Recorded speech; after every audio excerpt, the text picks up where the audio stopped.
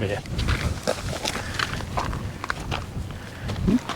Talk to the camera. What do I do? Say welcome to Suck Squeeze Bang Blue. Welcome to Suck Squeeze Bang Blow. Hey, we just found out about the Hot Rod Power Tour West, and we need to go. It's about 4 weeks from now, and we have this car here, 67 Imperial, that she got from her friend for free. So we're gonna look at it for the first time in about 3 years, right? Yes. So there's a bunch of stuff in the car. It's got 4 wheels and tires that look up. And again, it's been sitting for 3 years and longer before we got it. So let's take a look under the hood and see what we got. So let's open up the hood and see what we got. Here we have your typical Chrysler 440. Air conditioning, power steering, power brakes, which is typical in all your luxury cars. Coming in here, it looks like somebody added electronic ignition. That'll be good. Hopefully that'll save us a few bucks with the distributor and kit, or we could have just used the points. Everything looks good. Let's go over here because I think I see a little problem. Over here we can see that there's some kind of electrical nightmare going on in here. All of the bulkheads are disconnected. The bulkhead is not even screwed into the firewall here. There's a couple of holes that are missing some things. I noticed that the hood release is being cut and removed, so we'll have to figure out something for that. And it looks like somebody may have been trying to hotwire this car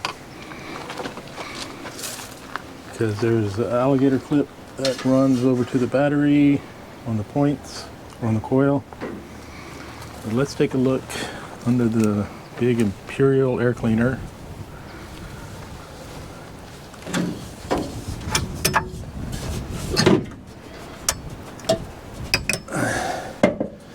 And there we have a Carter AFD.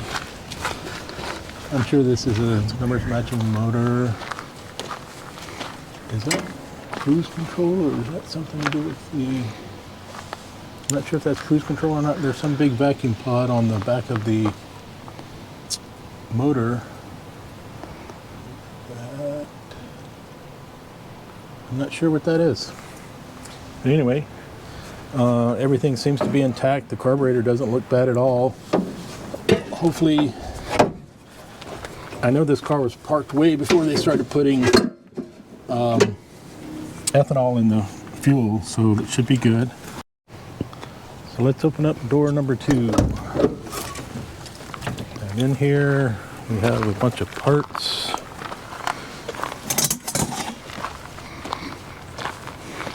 Crown Coupe. This is must be for a different year because this one has a wood grain up there. A bunch of parts in here. This looks like some kind of it looks like a Chevy horn relay.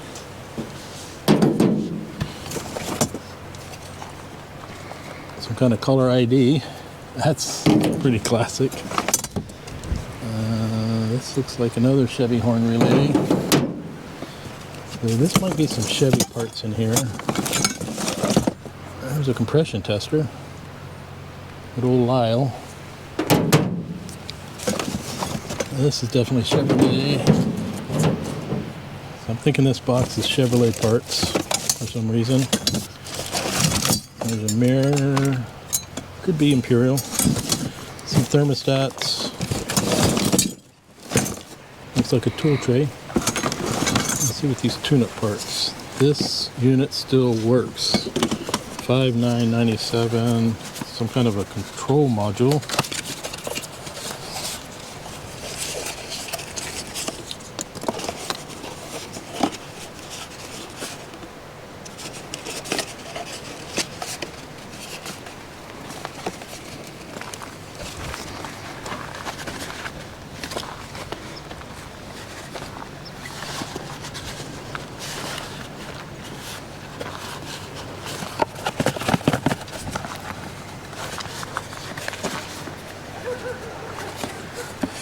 Anyway, this looks to be a Chrysler electronic ignition unit that still works.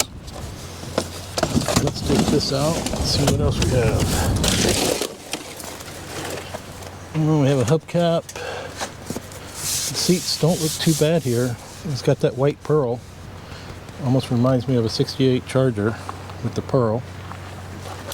Let's come around here to door number 3 and see what we have in here.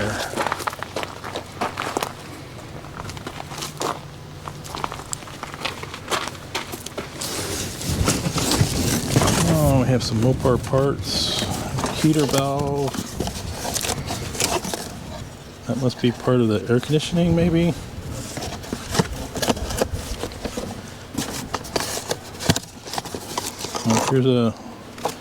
This is, I'm pretty sure, universal Mopar air conditioning switch, which I don't think they make these anymore.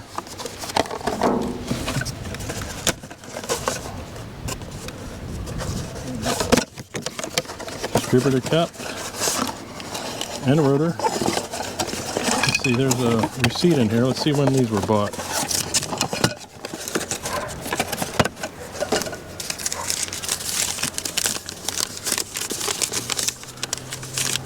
Regal Dodge in Sunnyvale, California, 1997, May 7th, 1997, cash. Cap and a rotor, 20 bucks. That's from the dealer back in the day. That seems expensive. And here's some storage. This is Chevy parts, some door trim. Have to find out what those are for. And then we have some bearing cups, bearings. So we might have to look at the rear end on this car to see if it needed bearings. There's some, looks like trim. I'm not sure if it must be for the taillights. I'm not sure what these are for. Big nice chrome gas cap. We'll have to take a look and see what these are out of. They definitely look Chrysler.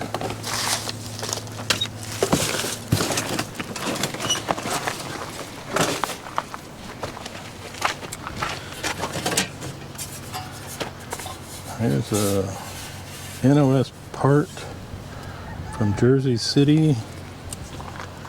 It's some kind of trunk extension. There's a part number here.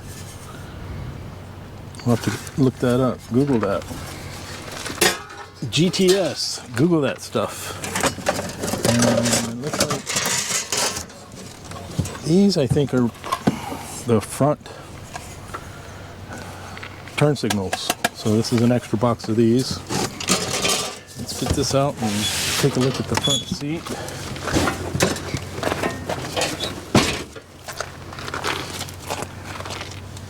And the front seat's not too bad.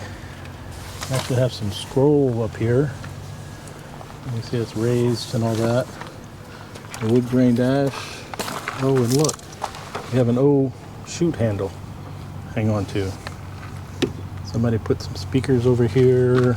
The wood grain here is pretty messed up. We'll see if there's any extras. I know we have some extra door panels and all that over there.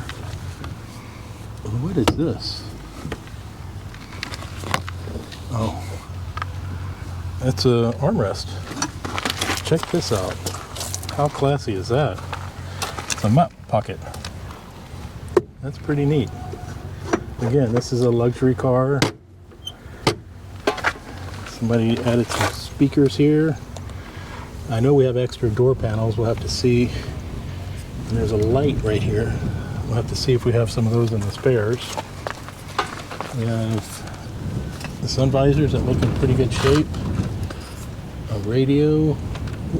I didn't even see this.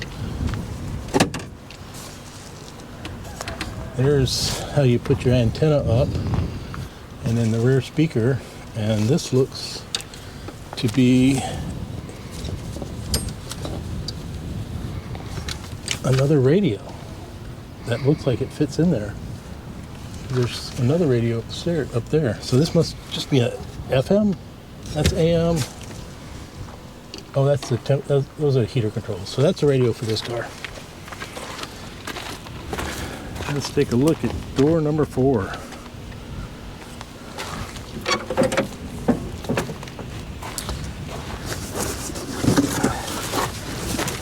A couple of boxes of parts. Here's a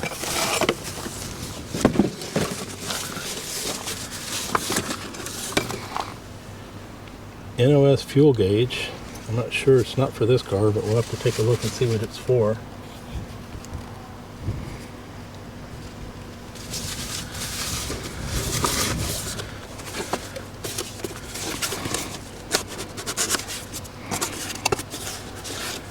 Another gauge. Oil pressure.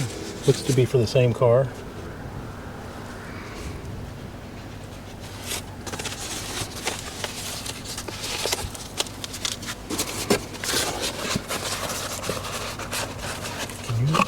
Make sure that I'm showing up what's almost like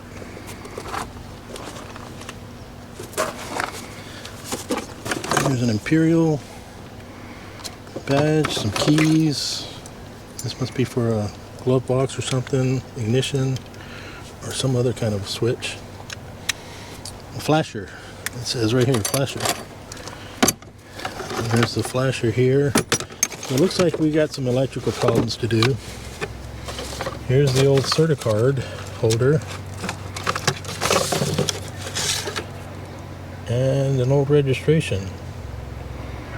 This was 1974. Sacramento, California. Then we have some taillights. 1971 Dodge van. We have another air conditioner switch. Again, that looks in pretty good shape. Got some good connectors on there. Uh-oh, water neck. That's all in that box.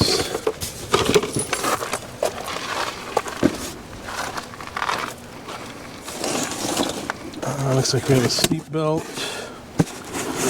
This is a tower antenna. This one must be a spare because there's one on the car over here. And then looks like an ignition switch.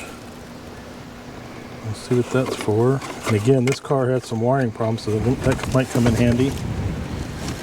And then some, that looks to be like Roadrunner or something, but we'll have to take a look at the part numbers on that.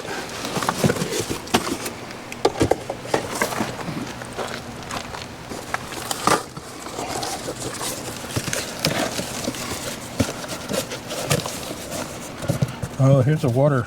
This goes in the cooling system when you turn on your air conditioner. This is brand new in the box, Mopar. 69 to 72 vacuum. And there's some nasal decongestants. All right, gang. So we got the car on the lift and started working on the brakes since there were no brakes when we started. And here's what we found.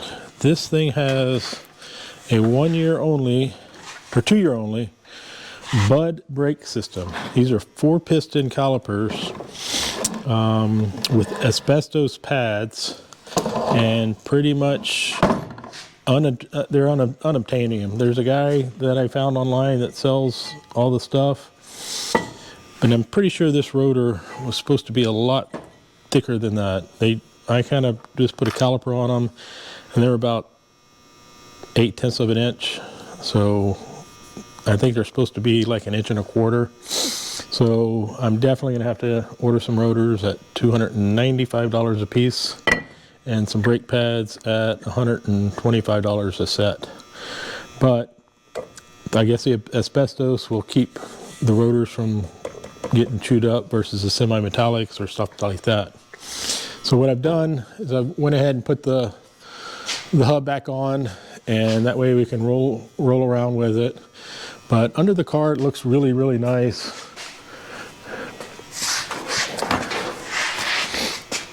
Let me get a light here.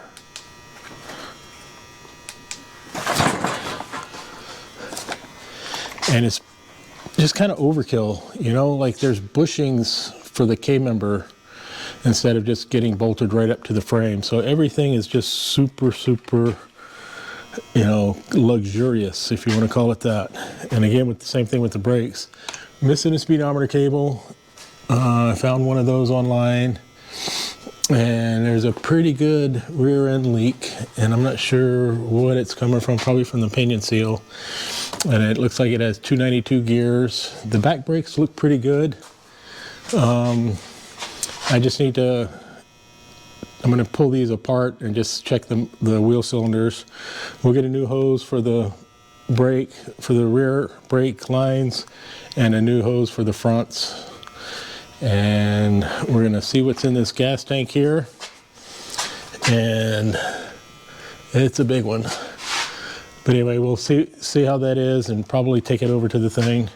It's got some kind of something I've never seen. It looks like a pitman arm to help keep the rear end in. You know, I've never seen that on a Mopar, but it's definitely factory. And even the leaf springs have rubber bushings between the rear end and the leaf springs, just to, again, that noise dampening and getting rid of that. But as you can see, we'll change the trans fluid, change the oil and filters, drain the radiator, and like I said, probably take that out and get it done. I need a hood cable, hood release cable, and we're gonna go. So I'm gonna work on those rear brakes and put the wheels back on it, move it back a little bit so we can get the seats out, rip out the carpet, start cleaning up, and we got a really cool idea for a headliner. So stay tuned.